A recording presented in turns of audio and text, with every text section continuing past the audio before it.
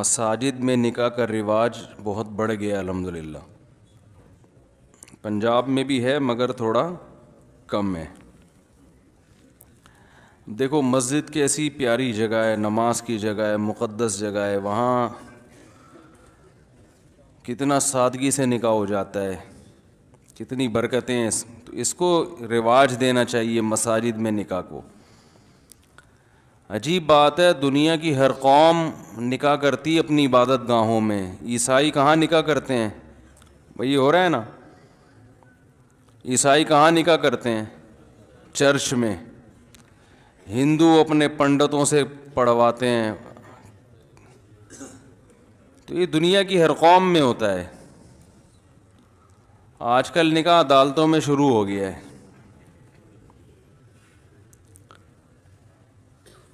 تو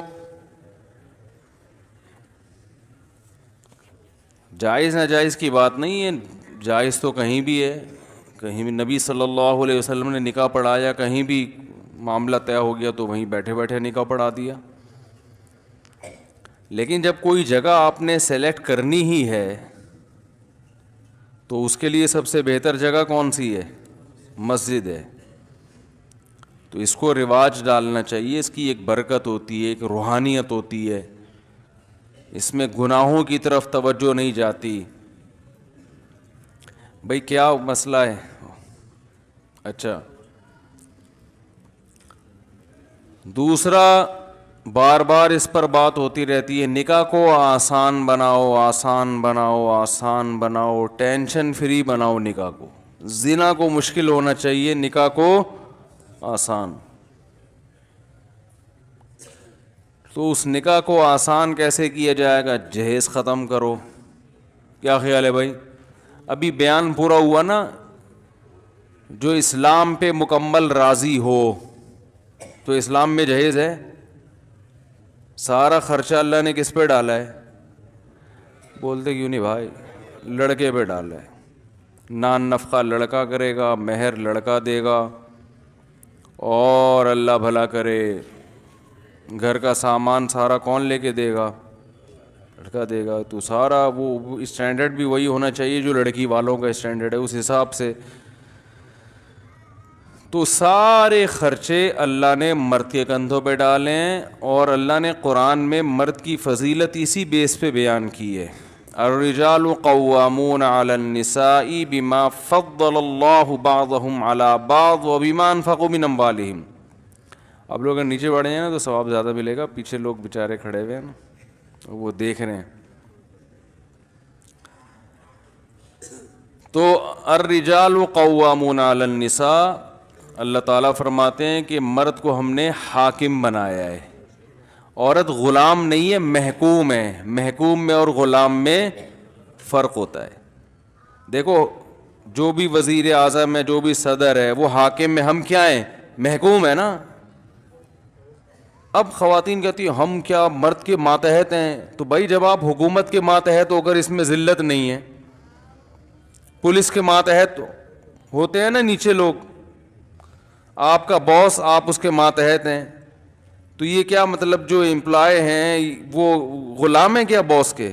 بھائی ماتحت ہیں. ماتحت کا مطلب یہ ہے کہ تبلیغ میں جاتے ہیں, ایک امیر ہوتا ہے, باقی سارے ماتحت. تو ہو گیا ہم ماتحت ہیں بھائی.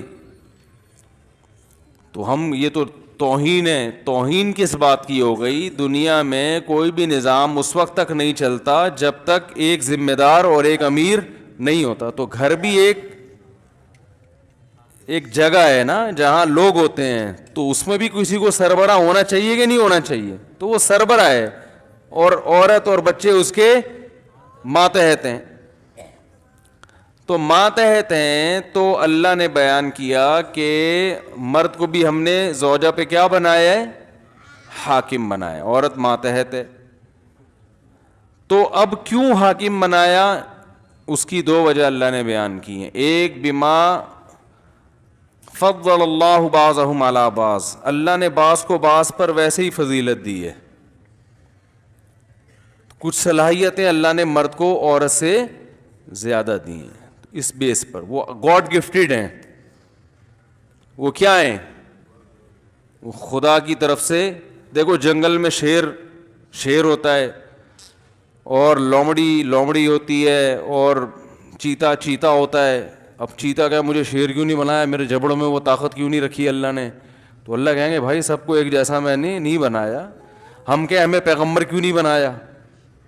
مشرکین مکہ نبی صلی اللہ علیہ وسلم پہ یہ اعتراض کرتے تھے کہ ہم میں جو قوم کا سردار کو اللہ نے پیغمبر کیوں نہیں بنایا, ایک یتیم کو کیوں بنایا؟ تو اللہ نے کہا کہ اہم یقسمون رحمت ربک, اللہ کی رحمت ہے, کیا تم ٹھیکیدار ہو اس رحمت کی تقسیم کے؟ اللہ جس کو چاہے تو دے جو نعمت دے. تو اسی طرح اللہ تعالیٰ نے مرد کو آدمی بنا دیا, عورت کو عورت بنایا. تو اس کی ایک وجہ تو اللہ نے مرد میں کچھ صلاحیتیں زیادہ رکھی. دوسری وجہ جو اصل میں فوکس کر رہا ہوں, بما انفقوا من اموالہم, اللہ فرماتے ہیں وجہ اس کی ہے کہ مرد عورت پہ مال, بولو نا بھائی, خرچ کرے گا. یہ اسلام میں سسٹم 100% غلط ہے کہ عورت بھی کمائے اور مرد بھی کمائے, اور مرد عورت کی کمائی کھائے, عورت اپنی کمائی خود, مرد ذمہ داری نہ اٹھائے. یہ اسلام نہیں ہے. میں کہتا ہوں پورے گورے بن جاؤ یا پورے مسلمان بن جاؤ, یہ بیچ میں کیوں لٹکے ہوئے ہو؟ خواتین کہتی ہیں ہم جاب کریں گے, ہم یہ کریں گے, ہم جاب ایکچولی آج کل گزارا نہیں ہوتا, یہ ہو. پھر بھائی جاب جب کر رہے ہو تو یہ کہاں سے لیا تم نے کلچر؟ انگریزوں سے. تو پھر انگریزوں کو پورا فالو کرو. پھر آپ کے میاں کا اگر کسی عورت سے آنکھ مٹکا چل رہا ہے تو آپ کو تکلیف نہیں ہونی چاہیے, کیونکہ انگریز میں عورتیں جب جاب کرتی ہے تو وہ شوہر بھی ان کا پھر پابند نہیں ہوتا, اس کی 10-20 گرل فرینڈ بھی ان کا کلچر اجازت دیتا ہے, قانون بھی اجازت دیتا ہے. میں سمجھا پا رہا ہوں اپنی بات؟ پورا فالو کرو نا. یہ کیا آدھا اپنے مزے اپنے مطلب کا ادھر سے, اور جہاں ادھر مزہ آ رہا ہے وہ وہاں سے, اور جہاں ادھر مزہ آ رہا ہے. ارے کیا ہو گیا بھائی, پھر دوبارہ بیان شروع ہو گیا. یہ تو یہی ہو رہا ہے نا آج کل.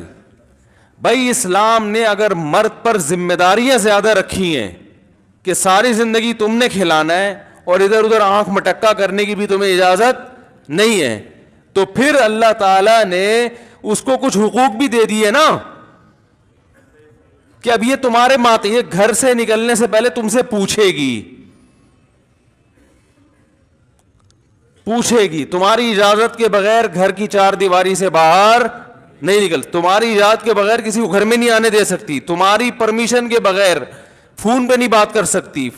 یہ نہیں کہ اب 24 گھنٹے آپ سے پرمیشن لیتی رہے, لیٹر لکھ کے دے. مطلب یہ کہ اگر تم یہ سمجھتے ہو کہ فلاں جگہ اس کا بات کرنے سے مجھے تکلیف ہوتی ہے تو تم اس پہ روک سکتے ہو, کیونکہ ہر چیز کو غلط لے کے جاتے ہیں نا. ہر دفعہ فون کرنے سے پہلے پوچھے گی میں امی سے بات کر لوں, ابا سے بات کر لوں, یہ نہیں مطلب ہے. مطلب یہ ہے کہ اگر آپ کو کسی سے بات کرنا اچھا نہیں لگ رہا بیگم کا, تو آپ اس پہ پابندی لگا سکتے ہیں, اس بیس پہ اس کا نان نفقہ بند کر سکتے ہیں آپ, کہ یہ بیسک رائٹس ہیں جو اللہ نے آدمی کو دی ہیں. تو اس طرح کی چیزیں اللہ اب آدھے ادھر سے لے رہے ہیں, آدھے بولو بھائی ادھر سے لے رہے ہیں, تو پھر کہیں بھی ایڈجسٹمنٹ نہیں ہو پا رہی ہے. تو پیڑے کھانے کا شوق ہے بس ہمیں نا, پیڑے کھانے کا شوق ہے کہ اسلام کے حقوق پورے لیں, ذمہ داریاں جو اسلام نے لگائی ہیں وہ ادا نہ کریں ہم. تو اب اللہ تعالیٰ نے بھائی مرد کو جو فضیلت دی ہے گھر کا سربراہ بنائے, اس کی بڑی وجہ قرآن بیان کر رہا ہے کہ مال کون خرچ کرے گا؟ بولو بھائی, ڈبل ویٹ کون لے کے دے گا؟ الماری کس کی ہوگی؟ بیگم کے کپڑے جس الماری میں رکھے جائیں گے وہ الماری کس کے پیسوں سے خریدی گئی؟ بولیں شاباش, سبق ہے, غیرت دلا رہا ہوں, غیرت. بولیں تکیہ کی پیسے کون دے گا؟ وہ ڈنر سیٹ جس میں پلیٹیں بیگم پلیٹوں میں کھائے, پلیٹیں تو نہیں کھائے گی خیر, پلیٹوں میں جو چیزیں کھائے گی وہ پلیٹیں کس کے پیسوں سے ہوں گی؟ مرد کے پیسوں سے ہوگی. جو زیور اس کے گلے میں ڈلے گا وہ کہاں سے آئے گا بھائی؟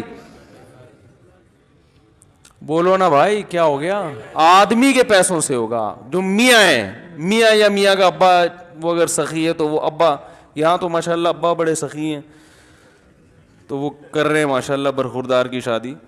تو یہ سارے خرچے اللہ نے کس پہ ڈالے؟ صوفے میں جو مہمان آ کے بیٹھیں گے تو وہ صوفے کس کے ہوں گے بھائی؟ چاہے وہ فولڈنگ ہو چاہے وہ قابل فولڈ نہ ہو, وہ آپ کی ہیڈیک ہے. لیکن پیسے کس کے ہوں گے اس صوفوں پہ؟ پیٹی کس کی طرف سے ہوگی؟ بولو نا, بول, سبق یہ کلاس ہو رہی ہے باقاعدہ. اب آپ اپنی مرضی سے بیٹھے ہیں, میں نے نہیں بٹھایا, جانا چاہے جا سکتا ہے. اب آپ اپنی مرضی سے بیٹھے ہو تو وہ جو ہے نا پلیٹیں کس کی ہوں گی بھائی؟ چولہا کہاں سے آئے گا؟ مرد کے پیسوں سے. تو اتنا اچھا مہر کون دے گا؟ مرد. مہر 25,000 5,000 2,500 ریٹ چل رہے ہیں مارکیٹ میں, اور جہیز ایڈوانس میں 8-10 لاکھ کا پہلے سے پہنچ چکا ہوتا ہے. مہر میں معافی کا آپشن بھی ہے, جہیز میں معافی کا آپشن بھی, وہ ایڈوانس میں لیا جاتا ہے, وہ معافی کا آپشن ہی ختم ہو گیا. تو بھائی ہندو بن جاؤ, پنڈت سے نکاح پڑھواؤ یار جا کے, پتہ نہیں مجھ سے کیوں پڑھوا رہے ہو آپ لوگ آگے, پنڈتوں سے پڑھواؤ نکاح, کیوں مولویوں کو ٹائم ضائع کرتے ہو؟ تو اور دوسرا مسئلہ کیا ہے کہ کیا ایک بات بڑی خاندانی ذہن میں آئی تھی, نکل ہی گئی یار, کسی نے بددعا دی ہوگی ابھی وہ کہ یار ہمارے راز فاش کر رہا ہے یہ مولوی صاحب, بہت غلط کر رہا ہے. ہاں, نکاح کے موقع پہ کھانا پینا بھی ہوتا ہے, تو وہ کس کے ذمے ہے؟ بارات کا تو لفظ ہی اسلام میں نہیں ہے. ڈکشنری میں, عربی ڈکشنری میں بارات کا لفظ کیونکہ ایک چیز ہی نہیں ہے تو وہ ڈکشنری میں آئی نہیں, عربوں کے کوئی تھا ہی نہیں نا. یہ عربی تو بڑی فصیح زبان ہے, ہر چیز کا لفظ ہوتا ہے, ہر چیز کے لیے الفاظ موجود ہیں, ایک ایک چیز کے 10-10 الفاظ ہیں. لیکن بارات کا لفظ عربی میں ہے ہی نہیں, نہ بارات کا کھانے کا لفظ ہے. ولیمہ ہے, ولیمہ یہ کون کرتا ہے بھائی؟ تو نہ بارات کا کھانا ہے اسلام میں, نہ جہیز ہے. وہ لڑکی والے آئیں بھائی, وہ نکاح پڑھ کے چلے ہیں, اگلے دن لڑکا پہنچ جائے یا رات ہی کو لڑکا رخصتی کرے, اس کے بعد کھانا کھلا دے اپنے رشتہ داروں کو بھی اور دلہن کے رشتہ داروں کو بھی, بیٹا بیٹھو شاباش. تو یہ ساری چیزیں میں دیکھو یک طرفہ نہیں ہوتا, یہ معاملہ کہتے ہیں نا تالی دونوں ہاتھوں سے بجتی ہے. بعض دفعہ لڑکی والے جہیز نہیں دے رہے ہوتے, لڑکا اور اس کے ابا اس کو مجبور کر دیتے ہیں. بعض دفعہ یہ نہیں لے رہے ہوتے, وہ زبردستی دے دیتے ہیں کہ ہم لوگوں کو کیا منہ دکھائیں گے, قوم کو کیا منہ دکھائیں گے, بیٹی کو کیا دیا. تو یہ منہ دکھانے کے چکر میں پھر اتنی کمپٹیشن شروع ہو گیا ہے کہ ہم نے قوم کو کیا دکھانا ہے, یہ چند چیتھڑے دے کے بیٹی کو بھیج دیا ہے, محبت ہی نہیں ہے بیٹی سے, کیا دیا تم نے؟ ابھی تمہیں سارے بیانات سمجھ میں آئے تھے مولانا صاحب کے, ویسے نماز تو کبھی پڑھتے ہوئے دیکھا نہیں ہے, جہیز میں اسلام نظر آیا. یہ تانے ملتے ہیں نا, تو وہ نتیجہ یہی نکلتا ہے کہ تھوڑا تھوڑا کرتے کرتے کرتے کرتے اب ظاہر ہے تھوڑا اس لیے دینا ہے کہ لوگوں کا منہ بند ہو, تو لوگوں کا منہ تھوڑے پہ بند نہیں ہوتا. کچھ مثال تو نامناسب سی ہے, چھوڑیں بھی, اتنی بھی نامناسب مثالیں دینا مناسب نہیں ہے. تو بہرحال آدھا لفظ تو نکل چکا تھا لیکن ریورس کیا ہے میں نے. تو تھوڑے سے لوگوں کا منہ بند نہیں ہوتا, تھوڑے سے نہیں بند ہوتا. وہ پھر کمپٹیشن دیکھو نا, مجھے انڈیا میں ایک صاحب نے ویڈیو بھیجی, جہیز کا نا پورا تمبو لگا کے جہیز کی نمائش ہو رہی ہے, نمائش ہو رہی. انڈیا کے مسلمان بہت اچھے ہیں الحمدللہ, بہت سو سے, لیکن کچھ چیزیں ہندوؤں سے انہوں نے لی ہیں اور کچھ چیزیں ہم نے بھی ہندوؤں سے لی ہیں. تو جو ہندوؤں کو فالو کرتے ہیں وہ جیسے ہم کرتے ہیں تو وہاں بھی بہت سے لوگ فالو کرتے ہیں. تو انہوں نے مجھے ویڈیو بھیجی کہ وہ باقاعدہ نمائش ہو رہی ہے, پبلک کو لائن لگا کے لوگ دیکھ رہے ہیں کہ سیٹھ صاحب نے اپنی بیٹی کو کیا کیا دیا ہے. کیا جہالت ہے, کتنی جہالت ہے. یہ کوئی فخر کرنے کی چیز ہے؟ آپ نے اپنی بیٹی کو, کوئی آدمی مولوی صاحب کو گفٹ لا کے دیتا ہے, ویڈیو بنا رہا ہے اور اس کو نیٹ پہ اپلوڈ کر رہا ہے, میں نے مولوی صاحب کو اتنے پیسے دیے تھے. مولوی صاحب کو غصہ آئے گا نا, او بھائی تو اگر دے بھی دیے تھے تو دنیا میں کیوں ڈھنڈورا پیٹ رہا ہے بھائی؟ تو بیٹی کو یہ دے رہے ہو تو بیٹی کو بھی غصہ آئے, ابا میں آپ کی بیٹی, آپ نے مجھے دیا تو پبلک کو کیوں بتا رہے ہیں؟ داماد کو بھی غصہ آنا چاہیے کہ بھائی اگر آپس میں ہمارا آپس کا معاملہ ہے, دے دیا تو پبلک کو کیوں بتا. لیکن کسی کو بھی غصہ نہیں آتا, کیونکہ سب کو پتا ہے کہ جہیز دنیا کو دکھانے کے لیے دیا جا رہا ہے. تو جب دکھانے کے لیے تو دکھانا تو پڑے گا نا میرے بھائی. ہمارے حضرت فرمایا کرتے تھے کہ اگر بیٹی کو کے بارے میں ڈر ہو کہ سسرال میں جا کے پتہ نہیں کیا ہو جائے گا, کوئی تحفظ ہونا کہ کچھ مسائل نہ کھڑے ہو جائیں, تو چیک دے دیا کرو. 25 لاکھ کا چیک دے دیا, چپکے سے پکڑا دیا, بیٹا یہ تمہارا چیک ہے, اگر کوئی اللہ نہ کرے سسرال میں ہوا کچھ مسئلہ ہوا تو یہ بینک میں تمہارے اتنے پیسے پڑے ہوئے, یہ اتنا گولڈ چپکے سے, داماد کو پتہ بھی نہ چلے. صحیح ہے نا؟ کیونکہ پتہ چلے گا تو بہت اچھے داماد بھی ہوتے ہیں, جو یہاں جو داماد بیٹھے ہیں ان کے علاوہ کی بات کر رہا ہوں, وہ پھر بیگم کے سونے پہ نظر, کیا خیال ہے, وہ بہت سارے مسائل کھڑے ہو جاتے ہیں. تو ایسے فرمایا اگر بہت ہی محبت ہے تو یہ دے دو, لیکن یہ کوئی نہیں دے گا. صوفے دیں گے کیونکہ وہ نظر آ رہا ہے, سونے کے سکے جو چپکے سے دیے جاتے ہیں, پرس میں ڈال دیے جاتے ہیں, وہ نظر نہیں آتے. یہ بیڈ نظر آ رہا ہے, یہ صوفے نظر آ رہے ہیں, الماری نظر آ رہی ہے, پورا قارون کا خزانہ. تو بھائی میں کہتا ہوں اللہ کا واسطہ مل جل کے اس رسم کو ختم کرو. پھر بھی میں کہتا ہوں اگر لڑکے والوں نے پورا زور لگا دیا, لڑکی والے نہیں مانتے, زبردستی دے رہے ہیں, تو پھر آپ زبردستی روک نہیں سکتے. کیونکہ ایک آدمی اپنی بیٹی کو گفٹ دے رہا ہے نا, تو آپ کو شرعاً اختیار نہیں ہے اسے روکنے کا. تو اس لیے پھڈے بازی نہ کریں, اس میں مضبوط لہجے میں بتا دیں کہ ہمیں یہ اچھا نہیں لگ رہا. اور لڑکے کا جو باپ ہے نا, وہ اپنی بیگم کو بھی بتا دے, کیونکہ بعض دفعہ جب لڑکی کا باپ رخصت کر کے بھیجتا ہے بغیر جہیز کے, تو وہ تانے پھر اسے سسرال میں ساری زندگی, بولو نا بھائی, ملتے ہیں.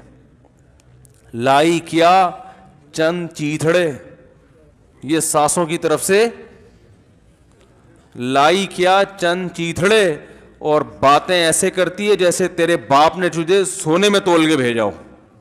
یہ بڑے پرانے ڈائلاگ ہیں جو ساسیں سیکھتی ہیں, باقاعدہ آرڈر پہ ان کو سکھائے جاتے ہیں کہ اس طرح سے, اس اسٹائل میں بہو کے سامنے آپ نے یہ بولنا ہے. کوئی الٹا سیدھا ایسا نہیں کہ جو گلے پڑ جائے تانا. تو بعض دفعہ یہ خطرہ ہوتا ہے لڑکی کے باپ کو, یار پتہ نہیں کیا بنے گا وہاں جا کے, تو وہ دے رہا ہوتا ہے, تو وہ رشوت کے حکم میں ایسا جہیز. بعض دفعہ واقعی محبت سے ہی دے رہے ہوتے ہیں, لیکن وہ محبت سے دے تو رہے ہو, لیکن آپ دیکھو کہ یہ اسلام میں ایک چیز کو پسند نہیں کیا گیا, تو ایسی چیز کو پروموٹ کرنا, محبت کا کچھ اور طریقہ ایجاد کر لو. ٹھیک ہے نا؟ وہ طریقہ یہی ہے کہ سونے کے سکے پرس میں ڈال کے دے دیا, یا بیگم بچی کو بتا دیا دیکھو یہ تمہارا سونا ہے, گولڈ ہے, یہ میں نے تمہارے لیے بنایا ہے, جس دن تمہاری شادی ہونی تھی میں نے سوچا تھا اس دن ہینڈ اوور کروں گا, لیکن ابھی تو فی الحال چلی جاؤ, یہ لاکر میں پڑے ہوئے ہیں تمہارا, جب تمہیں ضرورت ہو تو یہاں سے لے لینا. ایسا یہ محبت کا طریقہ مارکیٹ میں ہے ہی نہیں. ٹھیک ہے نا, ہے ہی نہیں, چل ہی نہیں رہا. پھر باقی بعد میں آپ جو چاہیں دیں بیٹی کو. میں یہ نہیں کہہ رہا کہ بچی کو کبھی زندگی میں کوئی گفٹ ہی نہیں دینا. گھر بس گیا, موقع ختم ہو گیا, پھر آپ کی بچی آپ کا داماد, پھر تو داماد کو آپ لینڈ کروزر خرید کے دیں. آپ اللہ کرے میرے سسرال والے بھی سن رہے ہوں. پھر تو بھائی جب موقع ختم ہو گیا تو جو مرضی, آپ کا داماد ہے, بیٹوں کی طرح ہوتا ہے داماد, تو سمجھنا چاہیے اس کو بیٹوں کی طرح. پھر آپ دیں گے تو ہم یہ کہیں گے کہ داماد کو واقعی بیٹا سمجھ کے دے رہے ہیں. ابھی نمائش کا عنصر زیادہ ہوتا ہے, گفٹ کا عنصر کم ہوتا ہے. بعد میں کون دیتا ہے؟ بعد میں تو داماد سے اس کی تنخواہیں پوچھ کے اس کو اور ٹارچر کرتے رہتے ہیں. ابے تو کیا کھلا رہا ہے, وہ اوپر سے مجھ سے پیسے مانگنے آ جاتا ہے بھائی. تو بعد میں آپ کا داماد ہے, آپ کی بیٹی ہے, بھائی پال لو پورے. اگر نیک داماد ہے تو پورا پالنے پر بھی گورنمنٹ کی طرف سے کوئی پابندی نہیں ہے. بچی کا گھر بسے گا اگر وہ اپنی ذمہ داری پوری کر رہا ہے. تو آپ جانے, آپ کا سسرال جانے, صلہ رحمی ہے, جتنا اچھا سلوک کریں گے داماد کے ساتھ, بیٹی کے ساتھ یا سسر بہو کے ساتھ, تو بہت اچھی بات ہے. ہم منع ہدیے سے, گفٹ سے منع نہیں کر رہے, ہم کہہ رہے ہیں کہ رسومات ہیں, نمائش زیادہ ہے, غریب باپ ٹینشنوں میں آئے ہوئے ہیں کہ شادی کیسے کریں بچوں کی. تو اس لیے سادگی اور خرچہ, بولو بھائی, کم سے کم خرچہ. حدیث میں آتا ہے اعظم النکاح برکتاً ایسرھا مؤونہ, سب سے زیادہ برکت اس نکاح میں ہے جس میں خرچہ سب سے کم ہو. ہم کہتے ہیں جتنی دھوم دھڑکے سے ہوگی اتنا ہی اب مزہ ہوگا. نہ وہ وقتی مزہ ہے, وہی ہے جو چرس اور ہیروئن کا ہوتا ہے. جتنا سادگی سے ہوگی اتنا ہی اس نکاح میں لذت زیادہ, آسانی سے. حضرت شیخ الحدیث مولانا زکریا رحمہ اللہ تعالیٰ کی زوجہ کا انتقال ہو گیا, تو وہ پھر مصروف اتنے تھے, وہ کہتے تھے میں نکاح نہیں کروں گا. ان کی بہت زیادہ مصروف لائف تھی. انہوں نے کہا میں نہیں نکاح کرتا, کیونکہ سارا دن وہ کتابوں میں لگے رہتے تھے. تو ان کی غالباً چچا زاد بہن تھی, خالہ زاد بہن تھی, تو رشتہ داروں نے زور ڈالا بھائی نکاح کر دو. حضرت شیخ الحدیث ہے نا کہ بھائی اب آپ کی کزن ہے, آپ نکاح کر لیں, بغیر نکاح کے زندگی گزار رہے ہیں. بہت اصرار کیا, تو ایک دن انہوں نے جب بہت اصرار کیا, انہوں نے کہا چلاؤ پھر ابھی پڑھاؤ نکاح. لوگوں نے کہا یہ کیا بھائی؟ کہہ رہے ہیں بھائی اگر کرنا ہے تو پھر ابھی کراؤ, میرے پاس فالتو ٹائم نہیں ہے, ابھی کراؤ نکاح. بس ٹھیک ہے, گھر بیچ دو, رخصتی ہو جائے گی, ٹھیک ہے, آپ ہماری بیوی بن جائے گی, پھر ہم خرچہ اٹھائیں گے اور جو اس کی ذمہ داریاں پوری کریں گے. تو لوگ ایسے مانتے نہیں ہیں, لوگوں کہتے ہیں یہ کون سا ہو رہا ہے نکاح. تو کہتے ہیں بھائی یہ میرے پاس اتنے بکھیڑوں کا ٹائم, آج کل اصل میں فالتو ٹائم بہت زیادہ ہے. اتنا ٹائم ہے, شادی کی 6 مہینہ پہلے تیاریاں ہو رہی ہیں, تو وہ والے آ رہے ہیں تو یہ والے جا رہے ہیں, پھر وہ آ رہے ہیں تو پھر یہ والے جا رہے ہیں, تو پھر وہ بری کی رسم آ رہی ہے, پھر وہ والے آ رہے ہیں, پھر پھڈا ہو گیا تو ان کو منا رہے ہیں. پھر انہوں نے ایک بات ایسی کہہ دی تھی جو ان کو بری لگی تھی, تو اس کا مطلب تلاش کیا جا رہا ہے ڈکشنری میں, پھر اس مطلب کا صحیح مطلب نکال کے پھر ان کو منایا جا رہا ہے, پھر ڈانٹا جا رہا ہے, پھر یہ ہو رہا ہے. وہ اس میں بسا اوقات منگنیاں ٹوٹ جاتی ہیں, پھر وہ بڑے ٹینشنیں. میں تو بھگت چکا ہوں یہ ساری ٹینشنیں.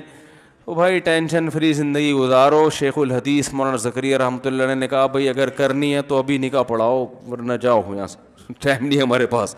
یہ استخارے نکالنا اور پھر یہ کرنا اور وہ کرنا نہیں ہے. اپنی بچیوں کی شادی بھی ایسے کی انہوں نے.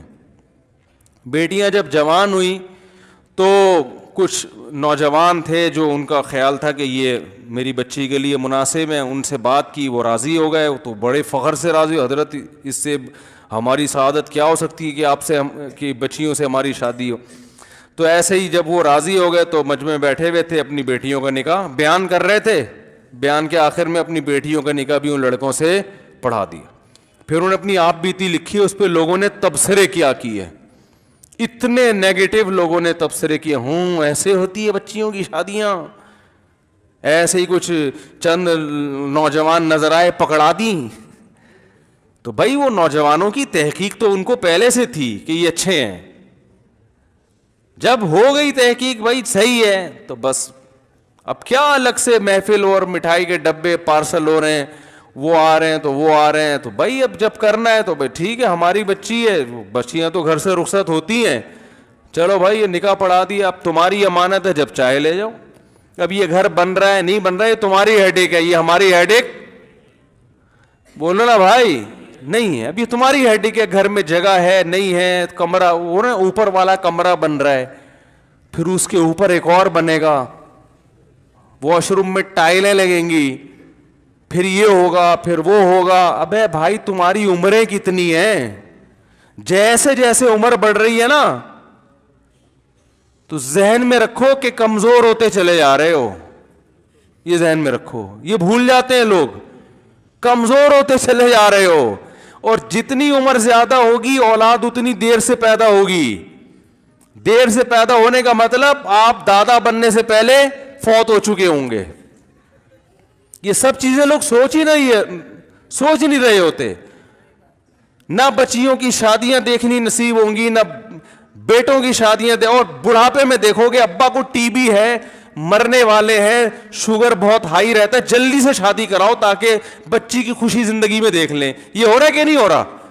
اور بھائی ایسی عمر میں شادی کیوں کی تھی کہ آپ نے ٹی بی کے تک پہنچے اور بچیوں کو اور بیٹوں کی شادیوں کی خوشیاں دیکھ رہے ہو؟ اصل خوشیاں تو جب ہی شروع ہوتی ہیں جب بیٹے جوان ہوتے ہیں. اس خوشی کے لیے جوان ہونا ضروری ہے. خوشی محسوس جوان آدمی کرتا ہے, بوڑھے زیادہ خوشی محسوس کرنے کی طاقت ان میں نہیں ہوتی. جوانی ہے جس میں زندگی کی رنگینیاں ہیں. جوانی میں بیٹوں کو جوان کر کے بہویں لے کر آؤ, داماد لے کر آؤ جوانی میں, لوگوں کو پتہ نہ چلے کہ یہ سسر صاحب ہیں یا ان کے کوئی بھائی لگتے ہیں. ایسا ہونا چاہیے انسان کو. تو یہ سارے جوانی کے کھیل ہیں بھائی. نو عمری میں شادی کرو, اولاد ہو, پھر آپ, اور یہ سب جب ہی ہوگا جب کم سے کم خرچے میں شادی ہو. زیادہ خرچہ کرو گے تو پھر جوانی میں شادی, کیونکہ اس کے لیے پیسہ کمانا پڑتا ہے. ابا تعاون کرتے نہیں آج کل, کہتے ہیں بھائی ہمارے ابا نے نہیں کیا تھا, میں تیرے ساتھ تعاون کیوں کروں. پھر وہ ہوتے ہوتے ہوتے جو 40 سال کی عمر میں جب قرآن کہہ رہے حتی اذا بلغ شدہ, جب انتہائی درجے کی عمر کو پہنچ گیا, اب ریورس ہونا شروع ہو رہا ہے. اس عمر میں جا کے اب کیا کہہ رہے ہیں, چلو اب میں اس قابل ہوا ہوں کہ بحریہ ٹاؤن میں 4-5 پلاٹ میں نے الحمدللہ خرید لیے, ایک شادی میں اڑا دو. اور یہ بھی ہر آدمی اس قابل ہوتا نہیں ہے. اور پھر ظاہر ہے 40 سال میں آپ کو ملے گا بھی 38 سال کا, 37 سال, 36.5, اس سے پیچھے تو مشکل ہے. تو پھر وہ ظاہر ہے وہ بھی اتنی دنیا دیکھ چکی ہوتی ہے کہ وہ بھی اتنا کانفیڈنس کہ وہ ماتحتی قبول کرنے کے لیے تیار نہیں ہوتی. اس نے اتنی دنیا دیکھی ہے, اتنا کانفیڈنس کہ اس کا ایک اپنا لائف اسٹائل ہوتا ہے جس میں وہ بڑی میچور ہو چکی ہوتی ہے. وہ ساس کو ساس ماننے کے لیے تیار, وہ ایک ماحول میں ڈھل چکی ہوتی ہے. آپ اپنے حساب سے نہیں ڈال سکتے. تو یہ بڑے مسائل ہیں جس کی وجہ سے طلاقوں کے ریشو بڑھ رہے ہیں. تو کرو 40 سال میں نہیں کی تو ابھی کر لیں, بولے کوئی مسئلہ نہیں ہے اتنا, لیکن بہرحال آسان بناؤ میرے بھائی. کیا بناؤ نکاح کو؟ ہلکا پھلکا آسان. ہاں ولیمے میں اللہ نے آپ کو گنجائش زیادہ دی ہے تو اپنی گنجائش کے حساب سے پبلک کو کھانا کھلاؤ. بعض مالدار صحابہ ان کے 3 دن لنگر چلا کرتے تھے ولیموں کے. مغیرہ ابن شعبہ رضی اللہ عنہ بڑے مالدار تھے, جب نکاح کرتے نا تو لنگر کھول دیتے لوگوں کے لیے, کھولے عام 3 دن تک کھلا لنگر چلے گا, جس نے کھانا ہے آ کے کھائے. بڑا دسترخوان لگاتے تھے. تو یہ جو کہتے ہیں نا ولیمہ سادہ ہونا چاہیے, یہ تو ٹھیک ہے کہ یہ دھوم دھڑکا نہیں ہونا چاہیے, لیکن ولیمے میں اللہ نے اگر جتنی گنجائش دی ہے تو اس حساب سے کھانا کھلانا یہ کوئی برا عمل نہیں ہے. ہر آدمی کا اسراف الگ ڈیفینیشن ہے. اسراف کی ڈیفینیشن یہ کہ اپنی چادر سے زیادہ پاؤں نہ پھیلاؤ. تو ہاں اگر چادر ہے تو جتنی چادر ہے اس حساب سے پاؤں پھیلاؤ, تو وہ کر سکتے ہیں. اللہ تعالیٰ عمل کی توفیق عطا فرمائے. لاؤ بھائی جلدی سے نکاح فارم لے کر آؤ. اچھا بھائی, دلہن اور اس کے والد کا نام سدرہ سلطان بنت محمد سلطان. دلہن کے وکیل کون ہیں؟ آپ ہیں. اچھا ماشاء اللہ. جناب آپ نے مجھے اجازت دی ہے کہ میں سدرہ سلطان بنت محمد سلطان کا نکاح محمد زہیر, بھائی یہ ہونے دو, سدرہ سلطان بنت محمد سلطان کا نکاح محمد زہیر ولد محمد رفیع سے 1 تولے سونے کے عوض میں کروں, اجازت ہے آپ کی طرف سے؟ الحمدللہ نحمدہ ونستعینہ ونستغفرہ ونؤمن بہ ونتوکل علیہ ونعوذ باللہ من شرور انفسنا ومن سیئات اعمالنا من يهده الله فلا مضل له ومن يضلل فلا هادي له ونشهد أن لا إله إلا الله وحده لا شريك له ونشهد أن محمدا عبده ورسوله صلى الله تعالى عليه وعلى آله وأصحابه وبارك وسلم تسليما كثيرا كثيرا. أما بعد فأعوذ بالله من الشيطان الرجيم. بسم الله الرحمن الرحيم. يا أيها الناس اتقوا ربكم الذي خلقكم من نفس واحدة وخلق منها زوجها وبث منهما رجالا كثيرا ونساء واتقوا الله الذي تساءلون به والأرحام إن الله كان عليكم رقيبا. وقال تعالى يا أيها الذين آمنوا اتقوا الله وقولوا قولا سديدا يصلح لكم أعمالكم ويغفر لكم ذنوبكم ومن يطع الله ورسوله فقد فاز فوزا عظيما. وقال النبي صلى الله عليه وسلم النكاح من سنتي وقال فمن رغب عن سنتي فليس مني. وقال النبي صلى الله عليه وسلم تزوجوا الودود الولود فإني مباهي بكم الأمم. وقال النبي صلی اللہ علیہ وسلم تزوجوا ولا تکونوا کرہبان النصارى. بھائی محمد زہیر وہ دن آ گیا. کب سے پیچھے پڑا ہوا تھا میری شادی کرا دو میری شادی کرا. وہ آ گیا. آج تم بہت خوش قسمت ہو. ٹھیک ہے نا. وہ لطیفہ ضرور سن لینا. اس اتوار کو میں نے چوہے اور شیر والا لطیفہ سنایا ہے. وہ خاص دولوں کے لیے. وہ اتوار کے بیان میں نا ضرور سن لینا. ابھی وقت زیادہ ہو گیا ورنہ دوبارہ سنا دوں جلدی جلدی. وہ ایک شیر نے نا شادی ہونے والی تھی. اس نے اعلان کیا لومڑی سے کہا کہ میرا کارڈ بانٹو شادی کا اور یہ کوشش کرنا کہ میری بارات میں کوئی گھٹیا خاندان کا گھٹیا آدمی نہ آئے. یعنی جنگل کا جو ہے نا. میں چونکہ شیر ہوں جنگل کا بادشاہ ہوں تو شیر ہوں نا. تو شیر کے خاندان میں چیتا آئے بن مانس آئے اور بھیڑیا آئے. یہ سب چیزیں تو ٹھیک ہیں. کوئی گھٹیا نیچ نسل کا جانور نہیں آنا چاہیے. اب کیا ہے جناب وہ جب بارات جا رہی ہے تو بارات میں دیکھا کہ ایک چوہا ناچ رہا ہے. وہ بڑا ڈشن ڈشن کر کے نا خوب گھوم رہا ہے رقص کر رہا ہے اور بڑا ناچ رہا ہے. وہ شیر دولہا بنا ہوا بیٹھا تو اس کی نظر پڑ گئی چوہے پہ. غصے سے لال پیرا ہونے لگا نا. اس وقت تو اس نے کچھ نہیں کہا. اس نے کہا ابھی دیکھو شادی ختم ہوئی پھر میں پکڑتا ہوں اس لومڑی کو پکڑتا ہوں. میں یہ کیوں اس گھٹیا جانور کو کیوں آنے دیا اس میں. شیر کی شادی ہو رہی ہے مذاق تھوڑی ہے. اب چوہا ناچے جا رہے. بالآخر جب رخصتی ہو گئی شیرنی کی. شیر نے لومڑی کو بلا کے انکوائری کی یہ کیا مذاق ہے. میں نے تجھے منع کیا تھا کوئی گھٹیا جانور نہیں آنا چاہیے. لومڑی نے کہا حضور غلطی ہو گئی. شیر نے کہا گرفتار کر کے لاؤ چوہے کو. چوہے کو گرفتار کر کے لایا گیا. شیر نے پوچھا تجھے شرم نہیں آتی تو میری شادی میں ناچ رہا ہے. تو چوہے نے کہا زیادہ شور نہیں مچا. شادی سے پہلے میں بھی شیر ہی تھا. شادی سے پہلے میں بھی. ابھی جب ہو جائے گی نا یہ ساری اکڑ یہ پھونپھا جو ہے نا تیری بھی ختم ہونے والی ہے تھوڑی دیر میں. تو بھائی یہ لطیفہ سن کے شادی کر رہے ہو نا. صحیح. اللہ تعالیٰ برکت دی بھائی.